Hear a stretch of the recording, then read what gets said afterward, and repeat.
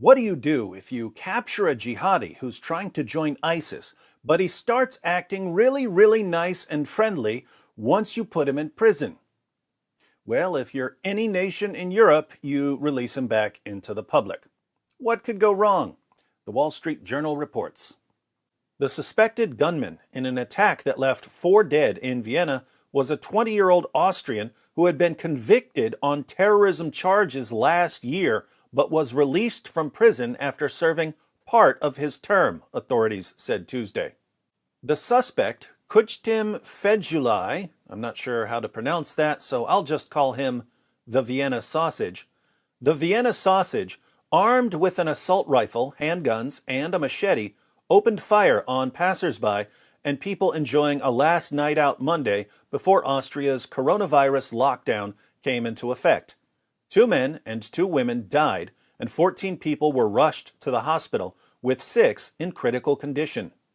After initially warning that several people could have carried out the attack, Interior Minister Karl Nehammer told a news conference the suspect appeared to have acted alone.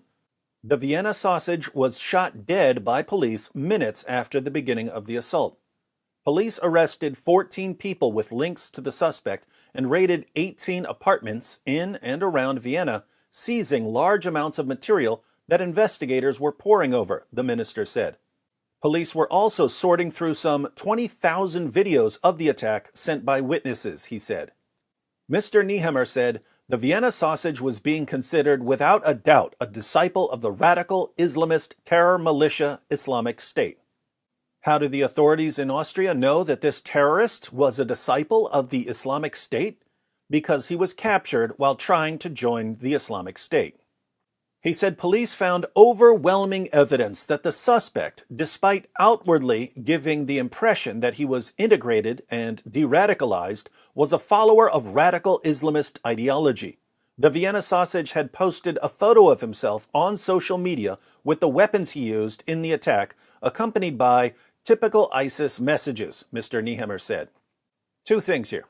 1, here's the picture. Seems perfectly peaceful, just like his religion. 2, look at this. Despite outwardly giving the impression that he was integrated and de-radicalized, he was a follower of radical Islamist ideology. Outwardly, he was friendly. Inwardly, he supported ISIS. If you've been following my videos for a while, that should sound awfully familiar, because it's taken straight from the pages of Islam's most trusted sources. In Surah 3, verse 28 of the Quran, we read, "Let not the believers take disbelievers for their friends in preference to believers. Whoso doeth that hath no connection with Allah, unless it be that ye but guard yourselves against them, taking as it were security. Allah biddeth you beware only of himself. Unto Allah is the journeying." What does Allah mean when he orders Muslims not to take unbelievers as friends, unless it's to guard themselves against the unbelievers? Let's read the commentary of Ibn Kathir. The prohibition of supporting the disbelievers. Allah prohibited his believing servants from becoming supporters of the disbelievers or to take them as comrades with whom they develop friendships, no friendships allowed, rather than the believers. Allah warned against such behavior when he said, "And whoever does that will never be helped by Allah in any way," meaning whoever commits this act that Allah has prohibited, namely being friends with unbelievers, then Allah will discard him. Similarly, Allah said, "O you who believe, take not my enemies and your enemies as friends, showing affection towards them, until, and whosoever of you does that, then indeed he has gone astray from the straight path." Surah 60, verse 1. Allah said, "O you who believe, take not for friends disbelievers instead of believers. Do you wish to offer Allah a manifest proof against yourselves?" Surah 4, verse 144. And, "O you who believe, take not the Jews and the Christians as friends. They are but friends of each other."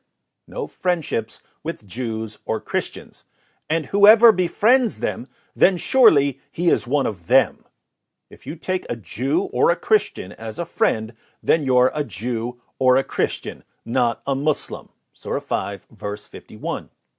Allah said, after mentioning the fact that the faithful believers gave their support to the faithful believers among the Muhajirin, Ansar, and Bedouins, and those who disbelieve are allies of one another, and if you do not behave the same, there will be fitna and oppression on the earth, and a great mischief and corruption. Surah 8, verse 73.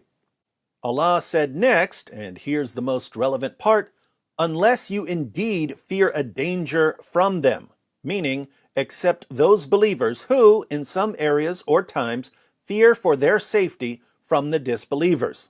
So, if you're a Muslim who gets arrested on terrorism charges and you're under the power of a non-Muslim government, this applies to you. In this case, such believers are allowed to show friendship to the disbelievers outwardly, but never inwardly. For instance, Al-Bukhari recorded that Abu ad-Darda said, "We smile in the face of some people, although our hearts curse them."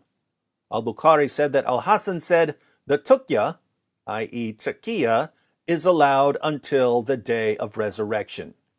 Notice, if the non-Muslims are more powerful than you, then you smile in their faces while cursing them in your heart. Recall yesterday's video about jihad of the hand, jihad of the tongue, and jihad of the heart. You show friendship to the unbelievers outwardly, but never inwardly. What did the Vienna sausage do?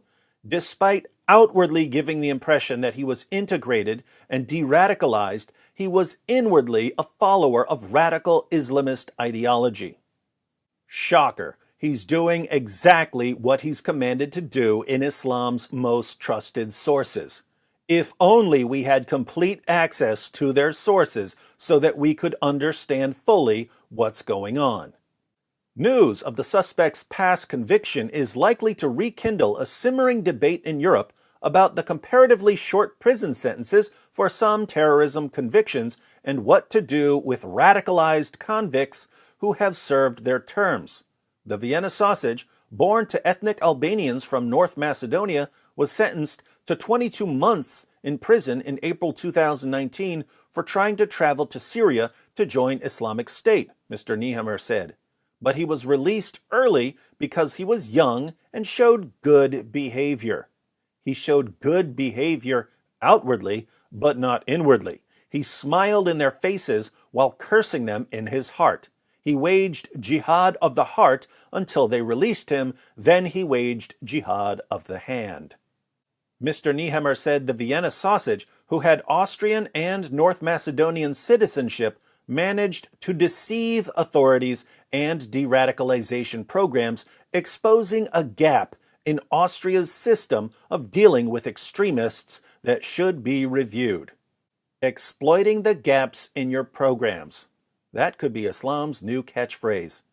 I'm sure everyone acted to their best knowledge, but the fact is that a terrorist managed to deceive and obtain an early release, said Mr. Niehammer.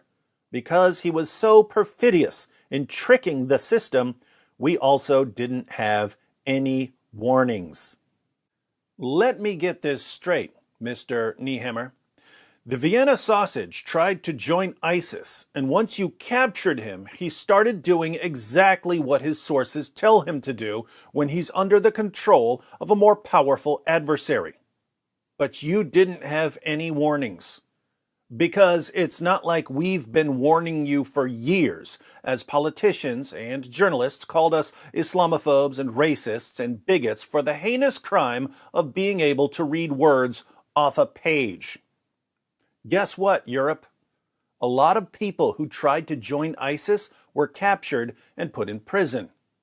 A lot of people who joined and fought for ISIS eventually returned to Europe and were put in prison.